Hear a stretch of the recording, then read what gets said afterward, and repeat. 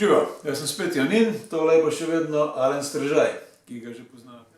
Potem smo šli malo še do goril, Ja, to ni tako enostavno, kot zdaj pripoveduješ. Ni tako enostavno. V gorile je tudi, moraš dobiti dovoljenje, moraš se prijaviti. Stane 500 € za uro in pol, da ti prideš do njih. Vodiči te peljejo, skozi gozd hodiš 2 ure pa pol, ker je taka vlaga, da smo pili vodo, niti enkrat nismo šli lulat, spili smo pa po 3 litre vode, se pravi, je šlo vse ven skozi kožo. In smo prišli tam do nekega goščave in kar naenkrat vodič tako reče, verjetno so tlele, in sem tako naredil in tako se zasliši izza dreves nazaj. To je bila gorila, ki je rekla kao, ok, lahko pridete, mi smo tlele, ni panike, za 1 uro in smo šli in prideš tako do njih. Sicer ne smeš imeti kontakta z njimi, ker je lahko preveč navaren, ampak če jih ti primer pustiš, pa če si spoštljiv, so tudi oni spoštljivi. Največji hec je pa, ko ti njih gledaš, a veš to, ko vidimo, recimo, zelo človeški pogled v bistvu in veš, da razmišljajo, ampak nikoli ne bomo zvedeli, o čem razmišljajo. To je največji misterij, recimo to. To je v bistvu, če vidiš, skoraj na pol človeka. Tako da sem prepričan, da marsikaj razumejo. Evo, to so pa naselja, recimo, na poti do goril, tako ljudje živijo, otroci so veseli, prijazni. To so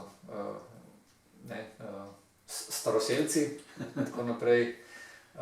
V glavnem, potem smo prišli v Kisoru, recimo tam, kjer so tudi gorile. Hecan je to, ker gorile so recimo na nek način največji ljudje, imaš pa tudi zraven najmanjše ljudi na svetu. To so pigmejci. To so pigmejci, ki so jih iz gozda pregnali v mesto, ampak oni se ne morejo v mestu asimilirati, zato so si oni sami postavili take hiše. To je v zadnji, kot vidite, je njihova hiša. Oni so pa tako visoki, ker pregovorno so majhni, zato sem se postavil mimo 2 odraslih. Jaz nisem največji človek, ampak ta dva sta pa poprečna odrasla človeka, pigmejca in se vidi, pač koliko so. Zakaj 1,50 m, 1,60 m mogoče, ne? Tako. Kot nekakšni otroci, ampak so odrasli. In so prav priredili ples zame, ker tam tja ne hodijo neki tujci pa neki turisti. Jaz sem pa šel, da vidim, kako oni živijo in so bili veseli in so uprizorili ples. Sicer živijo res v nezavidljivih razmerah, ampak to je recimo hiša njihova. Evo, to je pa ta poslednji Masaj, ki sem prej pravil, da je ubil leva. Moj prijatelj, Gideon, spoznala sva se in potem je on peljal k sebi domov, domačija. In mi je dal za jesti, vse ko mama je bila zraven pa to. In zvečer tako slišimo neko čudno oglašanje v daljavi, sem rekel, kaj pa je to prav, to so pa hijene. Par kilometrov stran hijene, in rekel, vse smo imeli problem, glih pred 2 dnevoma nam je 2 krave, hijene so nam 2 krave uklale in ubile, je rekel, in ne moš verjeti, za razliko od leva, lev, ko napade, on vzame si nogo, kračo in gre, in pusti truplo, kadaver. Rekel, hijene ne pustijo ničesar, samo par dlakic, vse pojejo. Ki je cel otrok, ne? Ja, ki je cel otrok. In takole smo, evo, pri njemu sem živel, lepo par dni, super lepo me je sprejel, to je sestrica njegova.